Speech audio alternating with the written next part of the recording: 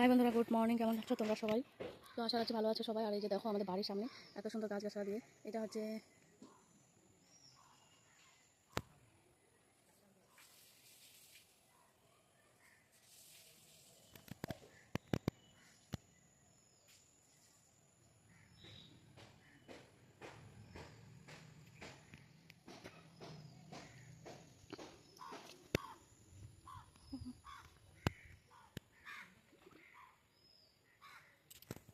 আমি পড়তে বসছে, আর আমি ওকে জানতে দিচ্ছি না যে ও পড়তে বসছে।